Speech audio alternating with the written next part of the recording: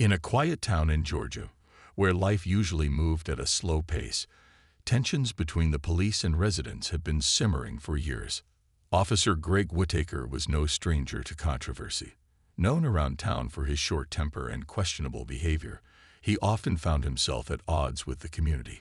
Some people whispered that he used his badge as a shield to act however he pleased, while others simply avoided crossing his path altogether.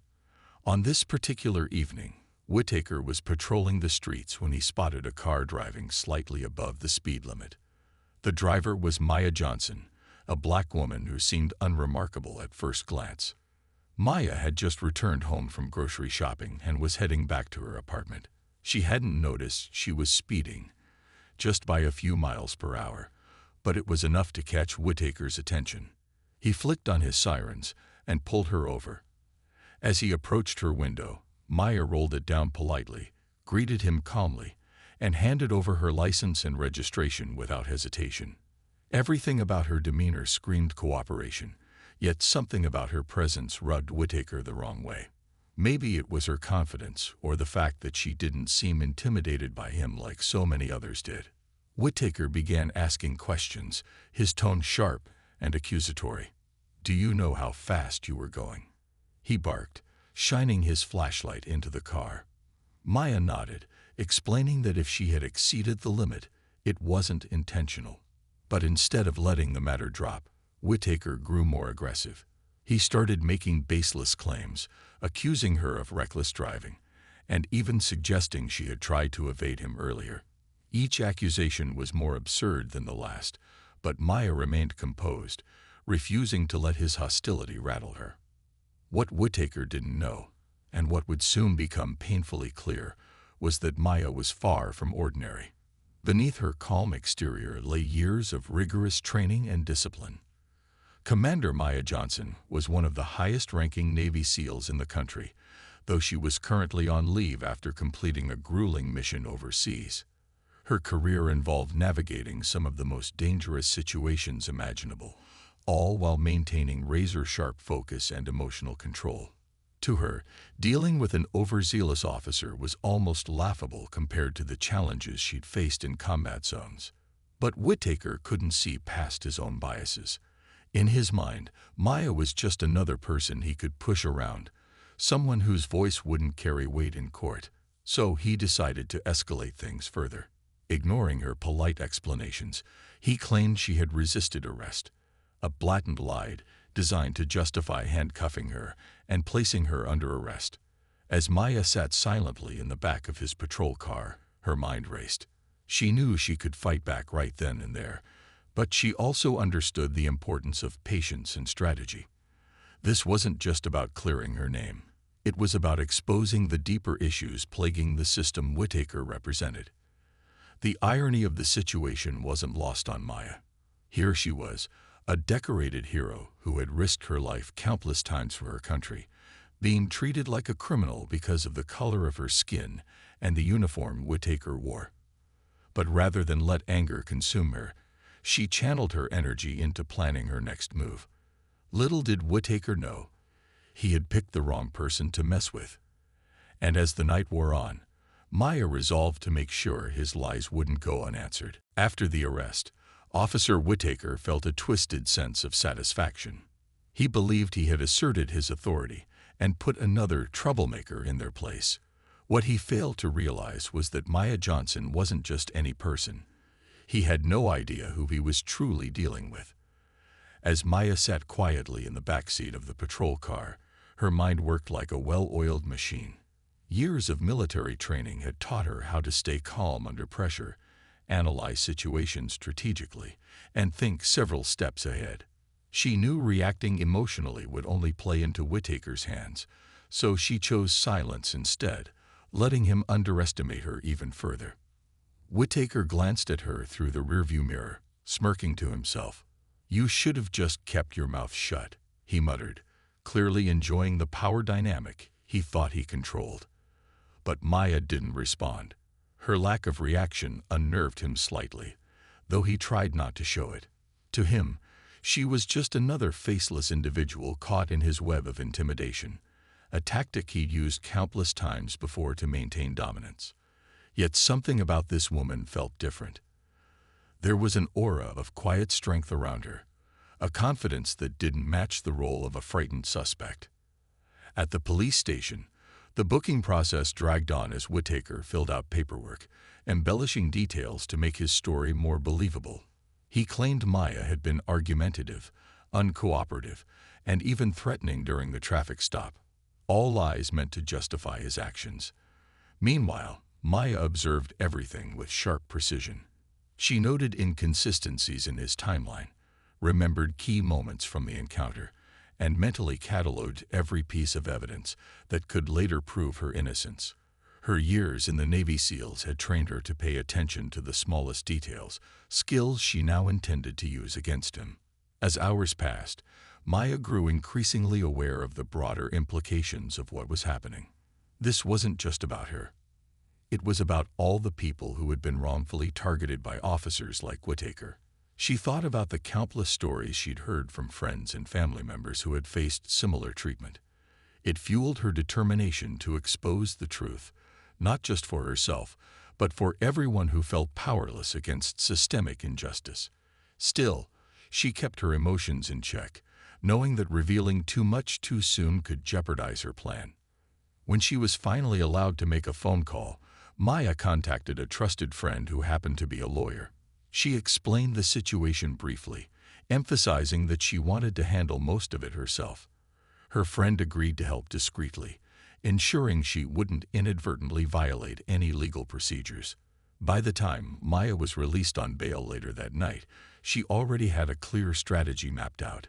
She would gather evidence, build a solid case, and confront Whitaker head-on, not as a victim, but as someone far superior in character and capability. The following days were a whirlwind of preparation.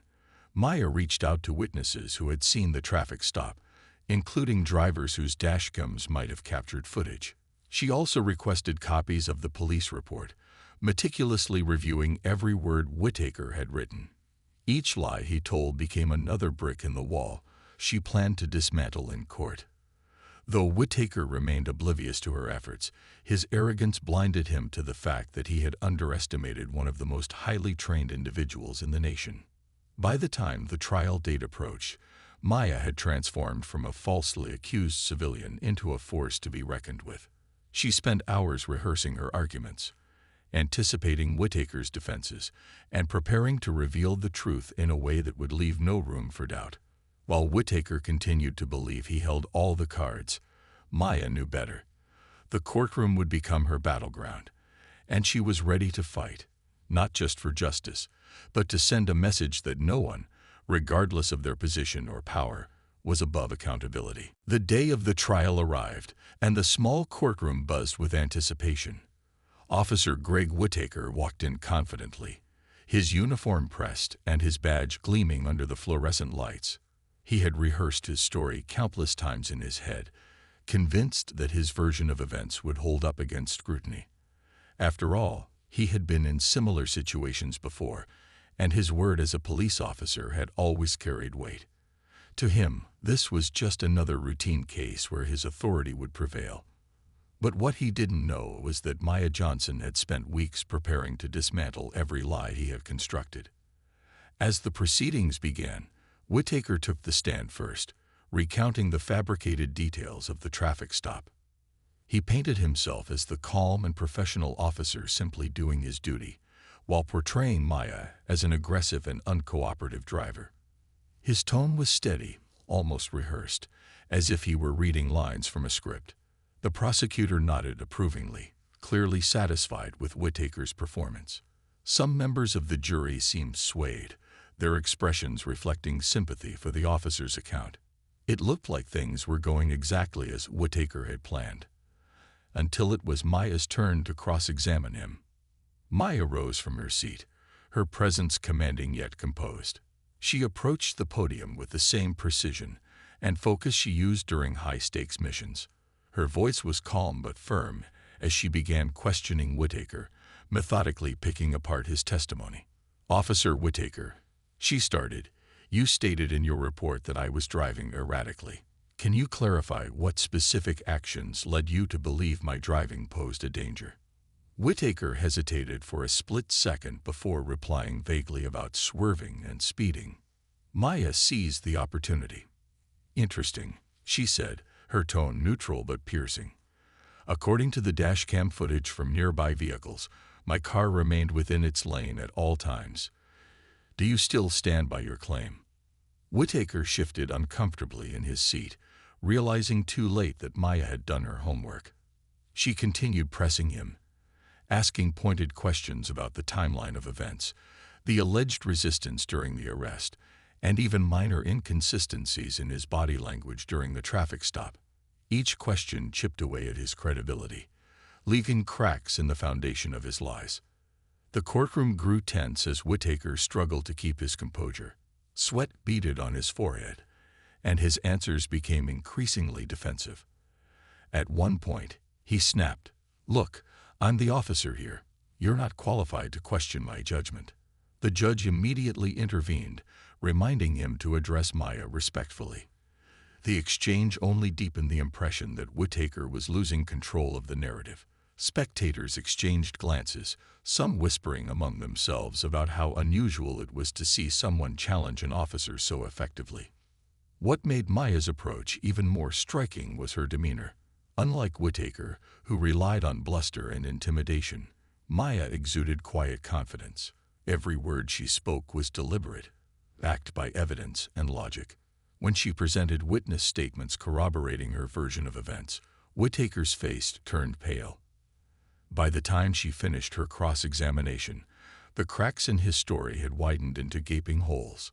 Even the prosecutor seemed uneasy, glancing nervously at the jury as they scribbled notes. As Maya returned to her seat, the atmosphere in the courtroom had shifted dramatically. What had initially appeared to be an open and shut case now felt uncertain. For the first time, Whitaker realized he might have underestimated his opponent. But Maya wasn't done yet. She knew this was just the beginning of exposing the truth and holding Whitaker accountable for his actions. As the trial moved forward, the tension in the room reached a boiling point, setting the stage for an explosive confrontation that neither Whitaker nor anyone else could have anticipated. As the trial progressed, Maya's strategy became clearer with each passing moment. She wasn't just defending herself. She was building a case so airtight that it would leave no room for doubt. Every piece of evidence she introduced painted a vivid picture of Officer Whitaker's dishonesty. Dashcam footage from nearby cars showed her driving calmly and staying within her lane, directly contradicting his claims of reckless behavior. Witness statements described her as polite and cooperative during the traffic stop, further undermining his accusations of resistance. Yet, what truly captivated the courtroom was how Maya carried herself. Her poise, intelligence, and relentless focus made people sit up and take notice. Whispers began to spread among the spectators. Who was this woman? How could someone with such commanding presence and sharp legal acumen be an ordinary civilian? Some attendees leaned over to their neighbors, murmuring theories about her background. A few even speculated that she might have ties to law enforcement or the military, given her discipline and precision. These rumors gained traction when one particularly observant onlooker pointed out how Maya stood ramrod straight at the podium, her posture reminiscent of someone who had spent years in rigorous training. Others noted the way she spoke, not boastfully or angrily, but with authority and clarity, as if leading troops rather than arguing in court. Officer Whitaker, meanwhile, grew increasingly agitated. He shifted uncomfortably in his seat, avoiding eye contact with both Maya and the jury. The confident demeanor he had displayed earlier had evaporated, replaced by visible unease. His attempts to discredit Maya's evidence fell flat, especially when she countered him with irrefutable facts. During one heated exchange, he accused her of twisting the truth, only for her to calmly produce a time-stamped photo proving his timeline was inaccurate. The judge raised an eyebrow, clearly unimpressed, while the prosecutor scribbled furiously on his notepad, likely realizing they were fighting a losing battle. The turning point came when Maya introduced surveillance footage from a gas station near where the traffic stop occurred. It captured the entire incident from a distance, showing Whittaker approaching her car aggressively and exaggerating her supposed noncompliance. The video left little room for interpretation. Whittaker's actions were unnecessarily hostile, and his account of events didn't align with reality. As the footage played on the courtroom monitor, a collective murmur rippled through the crowd. Even the jury members exchanged glances, their skepticism growing with every second. But Maya wasn't finished yet. Sensing that Whittaker's credibility was crumbling, she decided to push further. She called additional witnesses, including a retired police officer who testified about proper protocol during traffic stops. This expert witness explained that Whittaker's behavior deviated significantly from standard procedures, casting even more doubt on his professionalism. With each new revelation, Whittaker's facade crumbled a little more. By the end of the day, he looked like a man backed into a corner, scrambling to defend himself against an opponent far smarter and more prepared than he'd anticipated. Outside the courtroom, reporters gathered eagerly, drawn by the mounting drama. Word of Maya's impressive performance had leaked out, sparking curiosity about her identity. Some journalists speculated that she might be hiding something extraordinary beneath her calm exterior. Little did anyone know, the biggest revelation was still to come, and it would change everything. For now, though, the courtroom buzzed with anticipation, everyone waiting to see how Maya would deliver the final blow. Whatever happened next, one thing was certain. Officer Whittaker had severely underestimated the woman sitting across from him, and the consequences were about to become painfully clear. The courtroom fell silent as Maya rose to deliver her closing argument. Every eye in the room was fixed on her, the air thick with anticipation. She stood tall, her shoulders back and her gaze steady, exuding the same quiet confidence that had defined her throughout the trial. For a moment, she simply looked at the jury, letting the weight of everything they'd heard sink in. Then, with measured words, she began to speak, not as a victim seeking pity, but as a leader demanding justice. "Ladies and gentlemen of the jury," she started, her voice clear and resonant, "this case isn't just about me. It's about truth versus fabrication, accountability versus impunity, and fairness versus bias." She paused, allowing her words to settle before continuing. "Officer Whittaker claims he acted in accordance with the law, yet every piece of evidence we've presented tells a different story. Dashcam footage, witness testimonies, expert analysis, all of it points to one undeniable fact. His account is false." As she spoke, Maya wove together the threads of the case, summarizing how Whittaker's lies unraveled under scrutiny. She highlighted inconsistencies in his timeline, pointed out contradictions between his testimony and the evidence, and emphasized the lack of any real justification for her arrest. But what truly set her speech apart was its emotional depth. Without raising her voice or resorting to anger, she shared glimpses of her own life, her service to her country, the sacrifices she'd made, and the challenges she'd faced as a black woman navigating spaces dominated by prejudice. "I've spent years serving this nation," she said, her tone unwavering. "I've risked my life in situations most people can't even imagine, all while wearing the uniform of someone sworn to protect others. Yet here I am today, standing before you, accused of crimes I didn't commit because of assumptions based on the color of my skin." Her words carried a quiet power, forcing everyone in the room to confront uncomfortable truths about systemic injustice. Then came the moment no one saw coming. With a deep breath, Maya reached into her bag and pulled out an official document, a copy of her Navy SEAL credentials. As she held it up for the court to see, gasps rippled through the audience. Even the judge leaned forward slightly, clearly taken aback. "Before you is proof of who I am," she continued.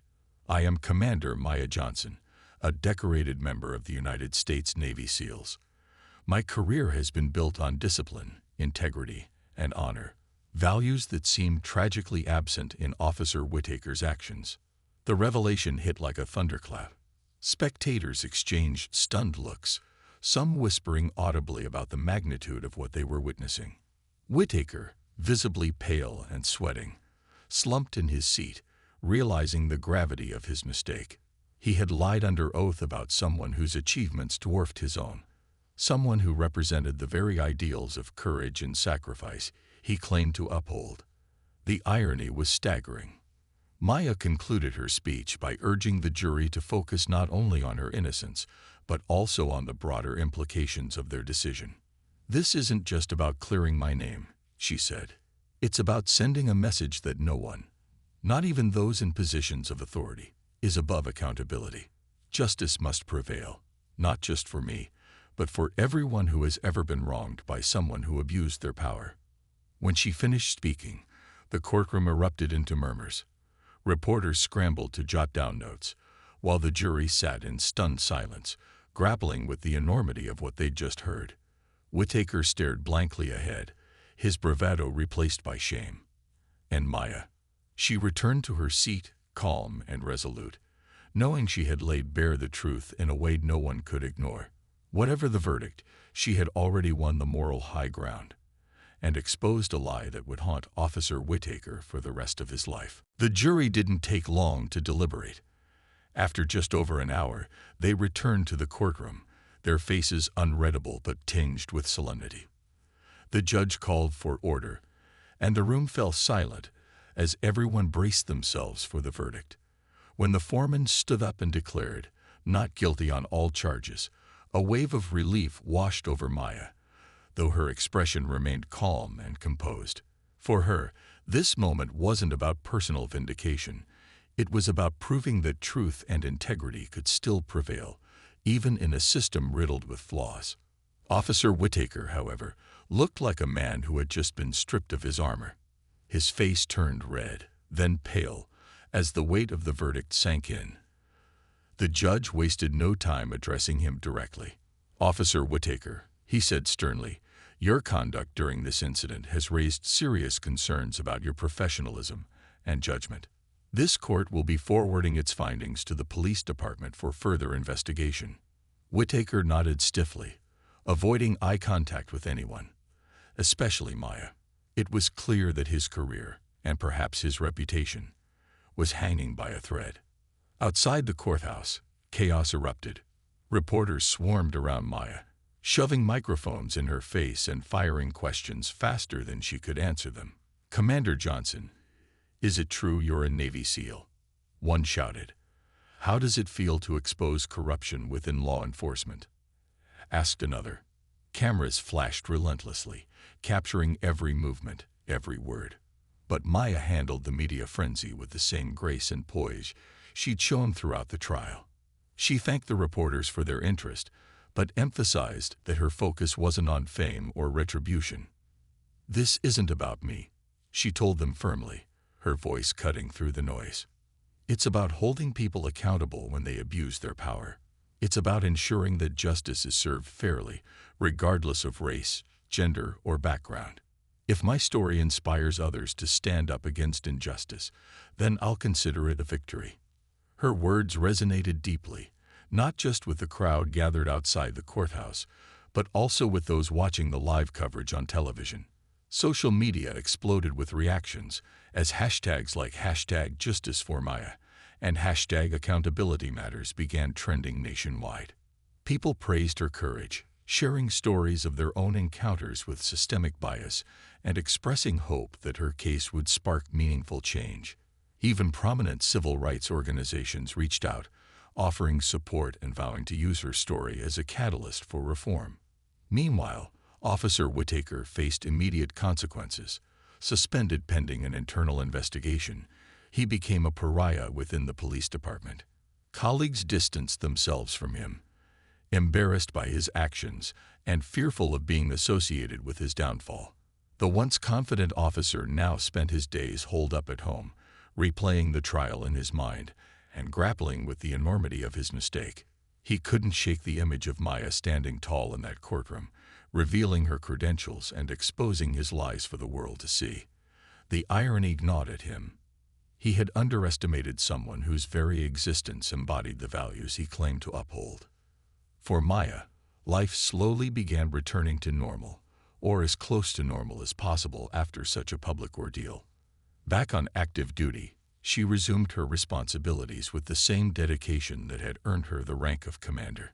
Yet, she found herself reflecting often on the trial and its aftermath. Though she hadn't sought the spotlight, she recognized the unique opportunity it gave her to advocate for change. She started speaking at community events, schools, and conferences, using her platform to highlight issues of racial profiling, police accountability, and systemic inequality. Her speeches were powerful yet humble, blending personal anecdotes with calls to action. "I'm not special because I'm a Navy SEAL," she would say. "I'm here today because I refuse to let someone else's lies define me." Each of you has that saying power to speak up, to demand better, and to fight for what's right. Her message inspired countless individuals, from young students dreaming of careers in public service to seasoned activists working tirelessly for justice. As weeks turned into months, Maya's story continued to make waves. Documentaries were made, articles were written, and awards were presented in her honor. But none of these accolades mattered more to her than the knowledge that she had made a difference. By standing firm in the face of adversity, she had not only cleared her name, but also ignited a national conversation about fairness, integrity, and the need for systemic reform. And while Officer Whitaker faded into obscurity, burdened by guilt and regret, Maya emerged stronger than ever, a symbol of resilience, courage, and unwavering determination. Months after the trial, Maya found herself back in her element, on a military base, surrounded by the familiar sights and sounds of service. The crisp morning air carried the distant hum of helicopters, and the rhythmic cadence of boots marching in unison echoed across the grounds. Yet, despite returning to the structured world she loved, Maya couldn't help but reflect on how much had changed since that fateful night when Officer Whitaker pulled her over. Her life had taken an unexpected turn, thrusting her into the public eye and transforming her into a symbol of resilience and justice. In quieter moments, Maya often thought about Officer Whitaker. She didn't harbor anger or bitterness toward him. Instead, she felt a strange sense of pity. News of his suspension had spread quickly through the department, followed by reports of strained relationships with colleagues and mounting legal fees as he fought to salvage his career. Eventually, he was terminated from the force altogether, his actions deemed irreconcilable with the standards expected of law enforcement officers. While some might have seen this as poetic justice, Maya viewed it differently. To her, Whitaker's downfall wasn't just punishment, it was a lesson. A reminder that abusing power doesn't just harm others, it destroys the abuser too. Back home, Maya spent time reconnecting with her family, who had stood by her throughout the ordeal. Her mother, always proud of her daughter's accomplishments, now looked at her with renewed admiration. "You've always been strong," she told Maya one evening over dinner, "but seeing you handle everything with such grace, that's something else entirely." Maya smiled softly, acknowledging the compliment while downplaying her role. "I didn't do anything extraordinary," she replied. "I just did what was right." Her humility only added to her growing reputation as a leader both within and outside the Navy. Invitations poured in from organizations eager to hear her speak about accountability, perseverance, and the importance of standing up against injustice. At first, Maya hesitated, unsure if she wanted to relive the painful details of her experience repeatedly. But then she realized that sharing her story wasn't about her. It was about inspiring others to take action in their own lives. So she accepted invitations to address groups ranging from high school students to seasoned policymakers, tailoring her message to resonate with each audience. One particularly memorable event took place at a local community center, where Maya spoke to a room full of teenagers. Many of them came from underprivileged backgrounds, facing challenges she could relate to all too well. As she shared her journey, from enlisting in the Navy to overcoming adversity during the trial, she emphasized the value of education, discipline, and self-belief. "The world will try to tell you who you are," she said, leaning forward slightly to connect with the young faces before her. But don't let anyone define your worth. You decide what kind of person you want to be, and then work every single day to become that person. The impact of her words was immediate. Afterward, several students approached her, asking for advice or simply thanking her for giving them hope. One boy, no older than 16, handed her a crumpled piece of paper with his dream of joining the military written on it. Tears welled up in his eyes as he admitted he never thought someone like him could achieve such a goal. Maya knelt down to meet him at eye level, placing a reassuring hand on his shoulder. "If I can do it," she said gently, "so can you. Don't ever stop believing in yourself." As her advocacy work expanded, so did recognition of her contributions. Awards began rolling in, not just for her military service, but also for her efforts to promote equality and reform. Civil rights organizations honored her as a trailblazer, while educational institutions invited her to deliver commencement speeches. Each accolade served as a testament to her unwavering commitment to making the world a better place.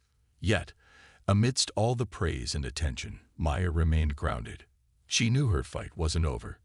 Systemic issues couldn't be solved overnight, and there were still countless people whose voices needed amplifying. For her, the trial had been more than a personal victory. It was a call to action. And as long as there were battles left to fight, Maya vowed to keep fighting them, one step at a time. When asked in interviews what motivated her to keep going, she offered a simple yet profound answer. "I'm not doing this for me.